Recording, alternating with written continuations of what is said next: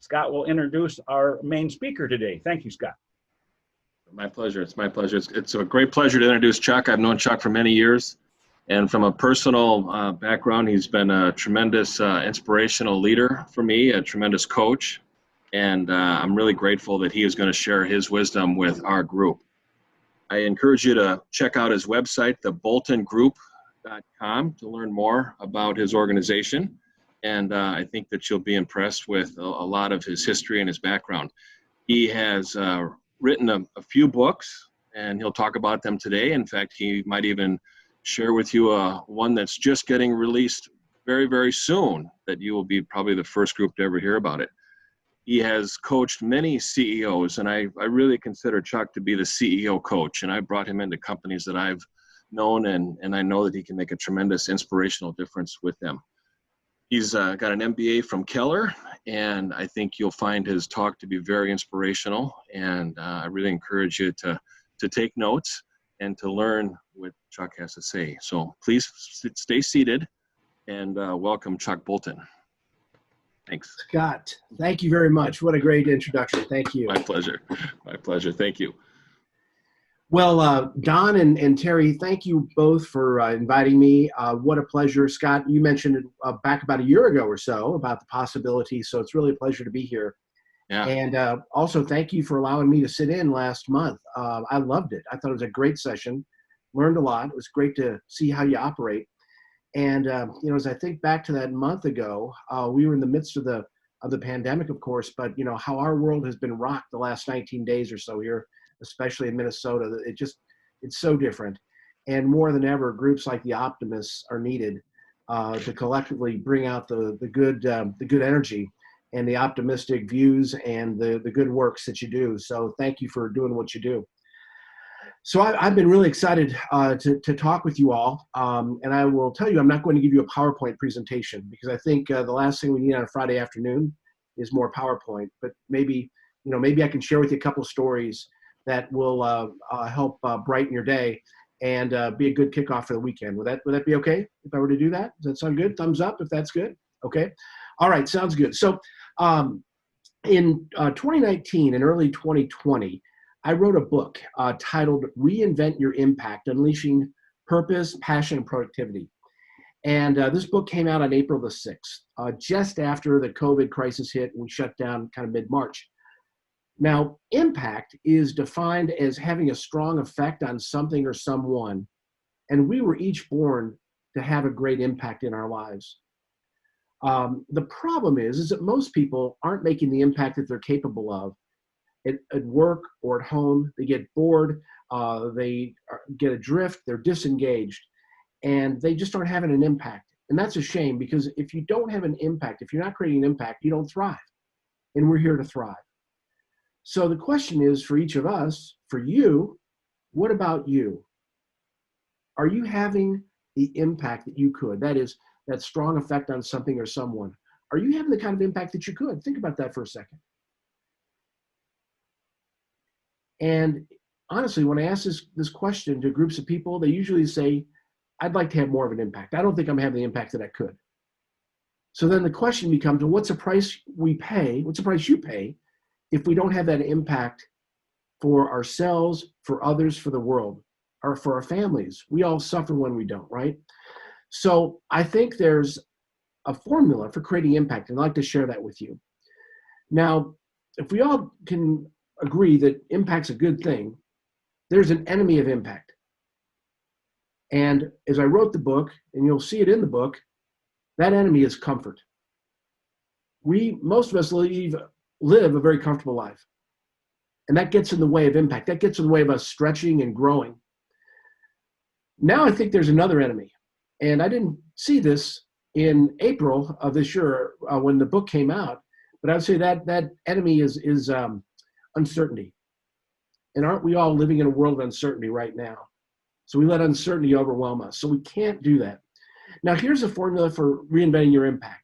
It's purpose times passion times productivity equals impact. Purpose times passion times productivity equals impact. First, you get clear on your purpose, and that's an overarching principle that gives your life meaning. And everybody's got a purpose, even if we haven't found it yet. Sadly, fewer than 30% of leaders have defined theirs or operate purposefully. When you read this book, I'll show you how to discover and mind for your unique, authentic purpose. And if you haven't defined your purpose, that's a very powerful thing. Why would you want to follow a leader that hadn't defined his or her purpose? And what if that leader was you? So purpose is critical. Passion is the jet fuel for our purpose. Research shows that only 12% of people are passionate about their work. And I'm going to introduce you to 3 techniques in the book to ignite your passions so you can bring more energy to work and life. Committed to purpose and fueled by passion, it's time to produce. Now, the number one reason for turbocharging your productivity is to gain the time, energy, and resources that you need to live the life that you desire. I'll show you how to recraft your job and apply a world-class productivity system to equip you to produce massively. So I go into companies, work with CEOs and senior leaders to show their teams how to become more productive. And when we harness that with our individual purpose and our passion, those productivity techniques, wow, we can produce massively and create great value. Combined together, purpose times passion times productivity, you create massive impact and value. In this book, I show you a lot of examples. There are 20 stories of people who are living their lives of impact. And I'll show you step by step how to design a life of impact to create great value for yourself and others so you thrive. I think this is the playbook for overcoming uncertainty with purpose, with focus, and a plan. And I think it can be a great guide for living your life of impact. It offers the secrets that I share with these CEOs that I work with. And I think it's worth a read, in my biased opinion. As it came out on Amazon, it became an international bestseller in 12 categories in the US, Canada, and Australia, all 5-star ratings. So I think you would like it. And I think you'd find some things of value in that. But as we all know, in early April, when this book was released, we were in the midst of the COVID crisis. And that has disrupted life for all Americans, if not physically, or somebody that we know physically, then mentally, emotionally, socially, economically, or some combination of those. And while I love the optimistic approach of this group, sadly, too many people are feeling isolated and in disarray and fearful, and they obsess on what they can't control and ignore what they can control. Too many are helpless and not feeling an impact, and that's bad news. So there's some good news. And the good news is we're going to get through this period, and we each have a choice. We can obsess and worry incessantly, or we can use our time and energy in some self-discovery to mind for and discover our purposes, to ignite our passions, and to learn how to produce massively, to reinvent our impact. And that's our competitive advantage to navigating these rough waters, I think, that along with our optimistic attitude. The period's temporary, so let's emerge from it with power. So here's what I've done for the last couple of months. Since April, I've sought out stories of everyday, ordinary Minnesotans, just like you and me, who are creating impact during this COVID crisis and now during the social unrest that we're seeing. Some are creating impact in small ways, others in very large ways. And I profile them in my blog, Creating Impact. And you can find that Creating Impact blog at my website, and that's theboltongroup.com. So I'm sharing these stories. And why do I share the stories? Well, because stories grab our hearts, right? And we all know that our ancestors learned through stories, and we learn through stories. And if we love a great story, we never get tired of hearing it, and we don't get tired, we'll never forget them either. So stories inspire us and move us to action. And so now I'm going to publish a book on June the 22nd with stories to lift up and inspire people. And the book is titled, and Terry, maybe you can put this slide up if you would, if you don't mind. I promise, not a PowerPoint presentation, but just one slide. This book is titled 19 Fighting COVID-19, Unsung Heroes During the Pandemic and Unrest. Can you see that? And it's going to be available on Amazon on June 22nd in both paperback and Kindle formats. My hope is that you'll check out this book and see what others are doing to create impact during this difficult time, and that there will be stories there that will inspire you. I hope the stories will give you a spark. And 100% of the author proceeds that I would receive from this book will go to be donated to Second Harvest, which is the nation's second largest food bank. We have a huge food insecurity problem in Minnesota now, and it's going to stay with us through 2021. They're forecasting the food crisis is going to last for at least 18 months. So let's just stop there if we could. And if I may, I'd like to share a few stories with you from the book, just kind of snippets of that, of people who are creating impact. Would that be okay? Give me a thumbs up if that's okay. Okay.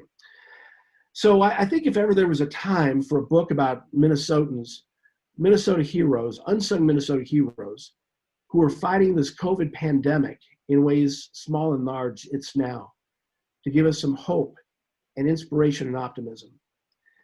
And there's a story about an award-winning hairstylist who's based in Edina, who has created customized do-it-yourself coloring kits with instructions for her clients. And she delivers these from a socially safe distance away from her and her two young daughters, while the salons have been in shutdown mode in March and April. Now, I don't know how you feel about it, but my wife would tell you that coloring your hair is an essential service, okay? And that makes people feel better. So she's bringing that directly to her clients because they can't come see her. And her purpose is to help others look great, feel great, uplift their happiness, confidence, and self-image. She's the loving image shaper. Her name is Allie Swanson of Sloan's Beauty Bar. And you can see her picture with the two little girls at the bottom row, sort of third column of that of the book cover. That's Allie and her two daughters, Molly and Lucy. Then there's a story of a Maplewood-based intensive care unit nurse whose purpose is to do anything I can do, physically, mentally, spiritually, emotionally, to help my patients feel better. She's the one who takes care of the COVID patients, who's in constant communication with the contact person of the family, because the families can't visit, of course. She's the one who's constantly checking the ventilator settings and determining if her patients are getting better or not. She's there with those who are very ill, helping the family say their last goodbyes by iPad and being there with the patient until they take their last breath so they do not die alone.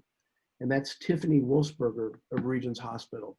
And her picture is in the first column, second row, Tiffany. There's a story of a woman, her 8-year-old son and family, who were so fearful about the crisis, they decided to do something. And they created 8 circular thank you signs on the retaining wall of their Edina home, each circle representing a COVID-19 hero group. So there's a circle dedicated for doctors, nurses, one for truckers, one for grocery workers, one for police, one for firefighters, one for teachers, and one for maintenance workers. And you can purchase these signs and put in the yard of your hero. They're now selling t-shirts, and that's Heather Higher Lane. And Heather and her son are pictured in the column to the far right, the top picture, offering thank you to all the first responders. People drive by their house or honking their horns and just love what she's doing to thank the first responders. Then there's a story of a Bloomington man with a servant's heart who uses his gifts of empathy and connectedness to listen to and encourage at-risk teens through Treehouse, Minnesota, and in Zoom calls each week. And then he connects with several older people who are isolated in nursing homes weekly to give them hope, inspiration, and optimism. His name is Pat Siebenhaler, and he's a man with a servant's heart. And his picture is on the cover. He is the very top left-hand corner, picture of Pat and his family on a mission trip to Haiti in 2019 before the crisis. There's a story of a Hopkins woman who, having found herself at her children's pediatrician in 2018 for the 3rd time in 1 week, one time each for each of her 3 kids, to be tested for strep throat. She was so frustrated with this process. She knew that her kids had strep, but she had to keep going in, couldn't get them diagnosed over the phone, couldn't get prescriptions for them. So she was so frustrated, she started up a company to create a home-administered strep test. And earlier this year, the company pivoted to create a home-administered diagnostic test for COVID-19 to assist others in determining if they've been exposed to the virus or developed immunities against the virus, potentially helping people to get back to work more quickly and confidently. Her purpose is to serve others. That's Patty Post of Checkmate Medical. There's a story of a Plymouth man who, with a few friends from his church, created a website and process to connect those who are higher risk of COVID with a person of lower risk who lives in their neighborhood for remote friendship, conversation, and help with the delivery of groceries or prescriptions. This gentleman's purpose is to make life better for others because he believes that we're all put here for a reason, to serve others as best we can. His name is Jeff Johnson, and he's the founder of North Star Neighbor, and you may recognize his name. He's also the Hennepin County Commissioner. Then there's a St. Paul fire captain whose purpose is to mitigate emergencies and return things to a safe state. How the job of firefighter and emergency responder has changed since COVID. And he and his crew have had to reinvent how they respond to emergencies. And then on the evenings of May 28th and 29th, in real time, they had to reinvent how they respond to fires when St. Paul experienced 55 arson set fires during rioting and unrest. That's St. Paul fire captain, John Wolfsberger. There's a story of a Plymouth-based privately held medical device company that makes pulse oximetry products. That's a critical clinical therapy in treating COVID patients. It's putting a little clip on your fingertip. You probably had that if you've gone to the doctor or the ER. And what it does is it measures your oxygen saturation levels in your blood and your pulse rate. And that oxygen saturation is key in diagnosing COVID and then in treating people throughout the entire process. The demand for their products has risen tenfold since the crisis. And so they are operating around the clock, struggling to manage their global supply chain and to meet the demand for their products worldwide. During the ramp up, they also had an employee who's Minnesota's second diagnosed person with COVID-19. So they had to quarantine about 20% of their workforce. Fortunately, no other employees contracted the virus, and happily, the person who did get sick with COVID, he contracted it while traveling to work in Europe. He's fine, and now back to work. Their CEO's purpose is to enable people to live purposeful lives that positively impact others in the chaos of life. And what a time and place to live purposefully. That's not in medical, and the CEO is Dave Hemmick. Or how a young 21-year-old man whose purpose is being a beacon of light when others are hopeless, who along with his friend from Shoreview traveled to the looted Target store on Lake Street on Saturday, May 30th, to clean the store of all the water sludge from the sprinklers and all the debris after the looting. Their cleanup efforts were seen by others, and before you knew it, over 1,000 people joined them in the help to clean up the store, creating assembly lines to sweep and shovel out and pick up the mess and to fill garbage bags. They arranged for a refuse company to haul the mess away. And I forgot to mention, this young man saw Minneapolis suffering and without hope. And he decided to do something about it. He drove 8 hours from Bradley University in Peoria, Illinois to Shoreview to his friend's parents' home so he could help out. He had never been to Minnesota, but he knew he had to do something because he's a beacon of light when others are hopeless. His name is Pierre Paul, and his picture's in the first column, the second to the bottom, Pierre Paul. Or there's a story of a small group of volunteers in South Minneapolis who came together literally overnight. And they convinced the owner of a hotel,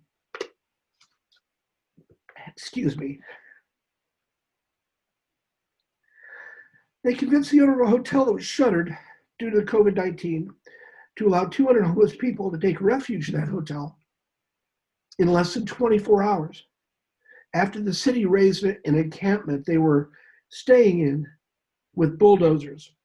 These people were stranded between the looters, the National Guard, and they had the curfew the night of May 29th. And this group of volunteers is coordinating meal service, mental health services, first aid, harm reduction services, and housekeeping services. They're doing this in a horizontal way, all volunteers anonymously with no designated leader. They call this a sanctuary hotel. 200 people in 24 hours got housing. Or of a woman who's a nurse practitioner in the neurosurgery intensive care unit of a large Minneapolis hospital who treats and cares for patients who've had strokes, traumas to the spine, and other brain traumas. Now in the COVID-19 world we live in, family members aren't allowed to visit their loved ones in the hospital. With her patients who've suffered cognitive injuries and trauma, they're confused, and her continuous communication with them and the family is more essential than ever. She sees herself as creating impact by being a source of light during a troubling time for patients and family members, somebody who cares and feels deeply. That's the University of Minnesota's Susie Shane. Of a man in St. Louis Park who started up a nonprofit organization that provides free financial counseling and legal services and coaching to women who've recently become widows. His purpose is to provide safe passage for others down the river of life. He's also launched a new best-selling book in April titled The Legacy Planning and Conversation Guide, the workbook for end-of-life planning.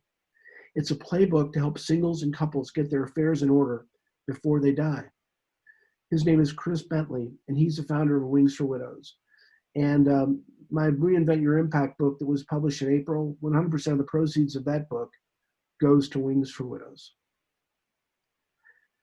Of the woman in Buffalo who's responsible for overseeing the safe transport of over 5,000 students to and from school for the Buffalo Hanover Montrose School District. Her drivers cover a 157 square mile area every day. Her purpose was to get students to and from school safely and on time. But that purpose abruptly shifted in mid-March. Now it's to make sure the kids get fed.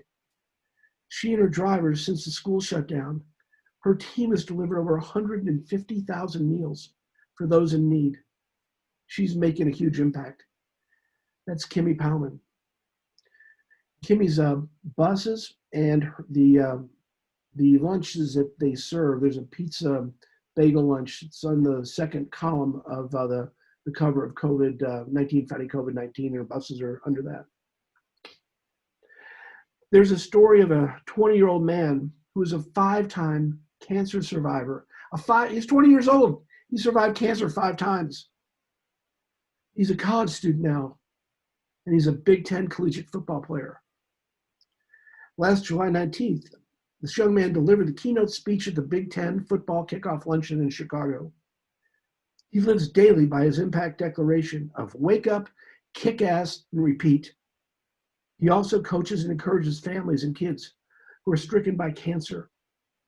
He does that on FaceTime and on Zoom. He's been a big fixture at Children's Masonic Hospital, where he's been encouraging kids for years. But now, of course, he can't visit them, so he's got to do it electronically through video. His name is Casey O'Brien, and he's the placeholder for the Minnesota Golden Gophers football team. There's a story of an area manager for 9 bakeries whose purpose is to help everyone around her feel better and be better. During the pandemic, they've had to reinvent their business model, serve today's customers differently, look at the future for what they want to be while they serve first responders at a moment's notice. And she continues to work to develop women leaders and to support the LGBTQ community and to work with local food banks to distribute today's leftover baked goods while their sales have dropped by 70%. My favorite story is about how last 2 weeks ago, this Saturday, she got a call at 8:15 in the morning from the National Guard. There were 900 National Guard troops in Minneapolis and St. Paul that day. And they asked her, can you prepare 900 lunches in 3 hours? You've got 3 hours. With less than 3 hours notice, her 8 stores pulled together 900 lunches for the Guard. That's Panera Bread's Marie Benish, and you'll see her story in the book. And the picture of her team is the second picture from the top, far right column, of her Panera team at Abbott Hospital. And with public transportation being unreliable and being shut down during the period, and wanting to help people work and to continue to provide food, the manager of the store, Jerry, would pick up all of the employees before their shift that needed rides to get to the cafe in order to serve others. It's an amazing story. And then there's the story of the Hanover Elementary School music teacher who, in addition to teaching her students via distance learning, performs on keyboard and sings virtual music events on Facebook Live for 13 straight Friday nights while all the live music venues have been closed. Her purpose is bringing joy to young and old by sharing songs that inspire. And each week she prepares a new genre, a new set of songs. She averages 5,000 global viewers each week and was recognized by Governor Walz during his May 7th COVID update as his feel-good story. And that's my beautiful and talented wife, Mary. And she'll be performing tonight at 8 p.m. At Mary Bolton Music on Facebook Live. So if you want to hear some great live music, tune in tonight at 8 o'clock on Facebook Live. Finally, there's a story of those in the fight to battle food insecurity. Second Harvest, the nation's second largest food bank, whose purpose is to end hunger together. Before the crisis, 1 in 11 Minnesotans, as well as 1 in 8 kids in Minnesota, didn't know where their next meal was coming from. Today, the need is off the charts. They're seeing new faces. There are neighbors, our colleagues, and our friends. They're really pumping to meet demand, and they need donations. At Second Harvest, they can make $1 into 3 meals. Allison Toole is their CEO and leading the charge at Second Harvest. Then we have Loaves and Fishes, and Loaves and Fishes is the largest open to the public meal program in Minnesota, serving free healthy meals to Minnesotans in need. The requirements for meals since the coronavirus pandemic has gone from 3,500 meals per day to 12,000 meals daily, triple their regular workload. They've shifted their meal from congregate dining now to takeaway meals during the pandemic. Kathy Mays is executive director for Loaves and Fishes. So you can see pictures of Loaves and Fishes serving in the middle column below the banner. There's one there. And then to that left, there's a attractive blonde woman singing in front of a piano and a fire, and that's my wife, Mary. So, folks, as I've met and interviewed these people during this uncertain time, during these 2 pandemics, the COVID-19 pandemic, and now this racial justice pandemic, injustice pandemic, which has been going on for 400 years, but quite frankly, it's been heightened and recognized for many of us just in the last 2.5 weeks. I'm encouraged. I'm optimistic, and I see hope. I have hope. I see people taking care of others, operating with great purpose, with passion, and making an impact. And while in many ways we're dealing with more uncertainty than certainty, I'm seeing more humanity from people by and large, and I want to share these stories with you and others. So that's encouraging, it's inspiring, it's motivating. It's inviting to all of us to look for ways we can each create greater impact so we can serve others and thrive, and others can thrive. And I know we're going to emerge from this adversity. That's what Minnesotans always do, right? So the question is, will you be making greater impact or not? The answer is up to each of us. It's up to you, folks. Thank you so much for your time, for the opportunity to share, and I'm happy to take any questions if there are any.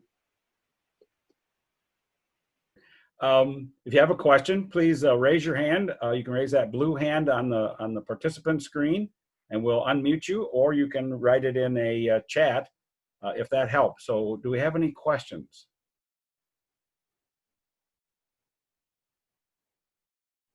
Well, you must have covered it really well, Chuck. I think you got everybody just mesmerized here. This is great. I do have a question. Okay, go ahead, Julia. Chuck, what do you think we as a group can do? I'm just heartbroken over the reputation that Minneapolis now has, and it's awful. I mean, what can we do to help improve that? That's a great question, and I'm not sure I've got the answer to it. But what I would say is it starts with each of us. And I think one of the things that we can do is to just kind of stop and reflect a little bit, not be so busy in our daily work and life. I suggest that we engage in listening with our African-American colleagues, especially. just listen to them. What's it like to be a Black person in the Twin Cities in America? Don't talk, just listen, and let's begin to educate ourselves. That's one way of doing it. And then I think it's to make a commitment. We've got, a lot of us have got implicit biases, and myself included. And it's to recognize those and to recognize when those are kicking in and try to break those down to change, to become better people. The other thing I would suggest we do is there are all kinds of ways that we can volunteer to help the cause. I mean, it may be, so we need to share our time and talent and treasure to these organizations, especially the food insecurity one. And that one has really got me concerned because, as we get the vaccine for the COVID, virus, for a lot of us, we go back to work, things get normal, but this hunger thing is going to be here forever or for quite a long time, because the jobs aren't bouncing back, and the aid's going to end. And just as American society wants to do, we want to move on to other things. So I think looking for ways we can volunteer our time, talent, and treasure. A great place again is Second Harvest in Loaves and Fishes. There is an organization called Hands on Minnesota, handsonminnesota.com. You can go to if you're looking to volunteer. And you may say, well, gee, I really can't volunteer because I don't want to go out and get exposed. I'm vulnerable. That's cool. Then, go to North Star Neighbor and, volunteer to call people who are isolated and shut in, and just give them a call on the phone and check in with them. That's something we can all do. So it's finding ways we can volunteer. A lot of us have more time on our hands now than we did 4 months ago. So what are we doing with that? This is our time to go out and serve, and our time to get better as people, I think. So that's what I can do. One at a time, we can make an impact that way. Minnesota's got a lot of work to do to improve its reputation, and that one's beyond my pay grade. But I think, part of looking at some of the reforms that you're seeing proposed right now around how police engage with the public, that's going to help us. We know we're going to bring this back. Minnesota's a wonderful place. We know that. We just have to make it a wonderful place for everybody, not just for those of us with white skin. Thank you, Juliana, for the question. I hope that helps. Well, it's great. It gives you a lot of ideas as a group that we could be doing as well. Right. But I really believe, and I love your group. I really do. I was so impressed last month when I got to join, and today as well. But it starts with us individually first. So we got to start with us first. Don't just rely on the group. What are you going to do? Yeah. Yeah. Other questions? Chuck, I see there's a question in the chat. Okay. Could you talk a bit more about how comfort is the enemy of impact? Yes. Here's the deal. Most of us live pretty comfortable lives. We've got a job that, pays reasonably well, or a business that allows us to, make enough money to have a good life. We've maybe got our cabin up north. We may have our boat. We're going to go to ours later in Lake Minnetonka. We're comfortable. That doesn't mean we have to stretch. We don't, we're destined to do something bigger and better, but we get comfortable being comfortable. And when you're just comfortable, you're not creating impact. So comfort is the enemy of impact. And that's something, I'm not saying put yourself in dire straits, but what I am saying is recognize that you're comfortable, strive to be more, strive to do more.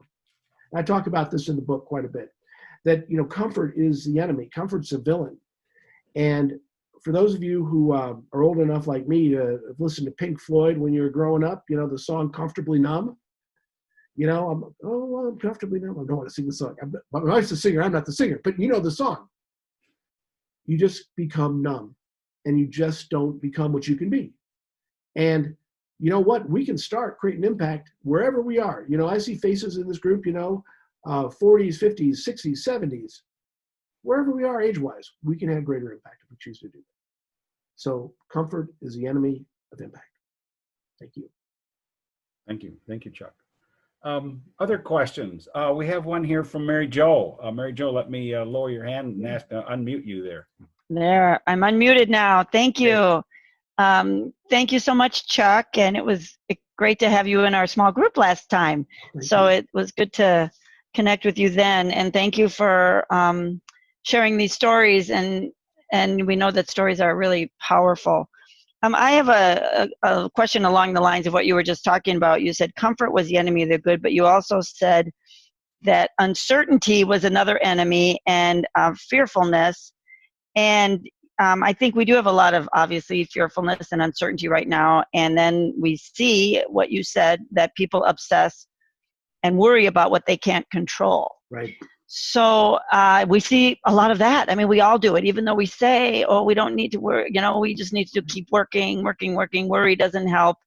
Can you give us a little more insight on how we can deal with that? Because I think we do fall into those patterns of worrying about what we can't control, and instead of focusing on what we can. Yeah. And just if you can give us any more tips on that or any more insight. Yeah, Mary Jo, thank you. That's a wonderful question. And again, I didn't list in Reinvent Your Impact that uncertainty was the enemy of impact, because I didn't appreciate it because of the COVID crisis, which has created such uncertainty.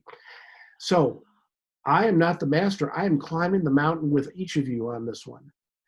But here's what I try to do. If I find myself worrying and horribilizing about the uncertainty, the way to turn it on a dime is to go serve somebody. Go do something for somebody else. Pick up the phone and call that person who's in a retirement home.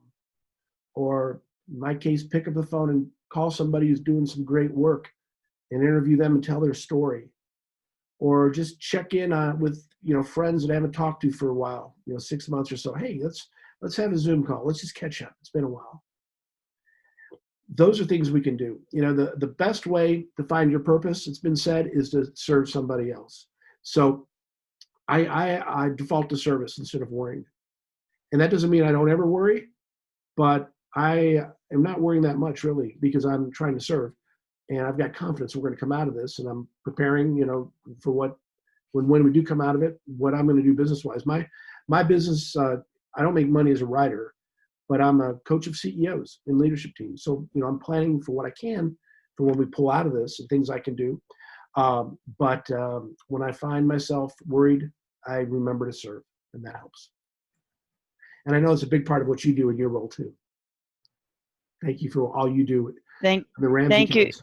Thank you so much. And I really appreciate your focus on the food insecurity issue, because it is in the county we have a lot of needs, but that is one of the biggest needs: food insecurity, housing, and economic insecurity. I mean, oh my gosh, the food is going to be with us for a while, and so any work that anyone can do on that, right? I really appreciate that.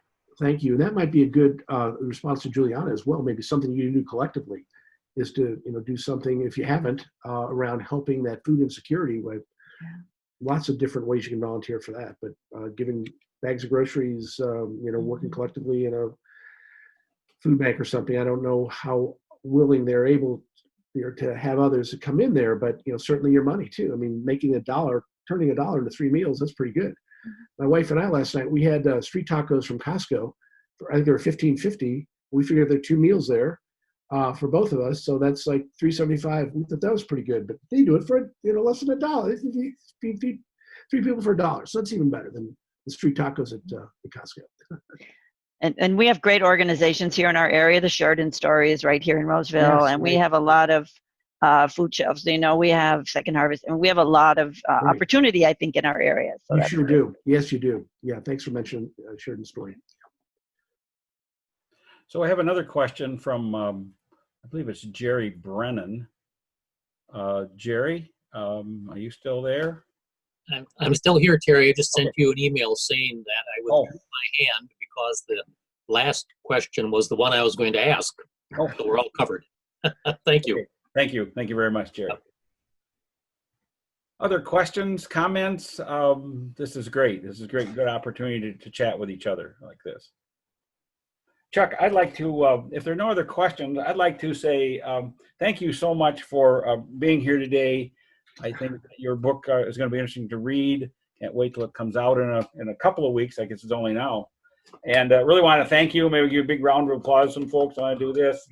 Really appreciate that.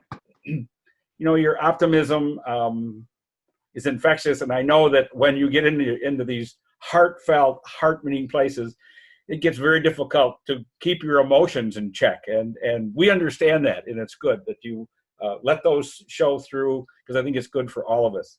But I do want to thank you, and I'm going to have sent to you, get to you a copy of our Optimist Creed. Oh, thank you.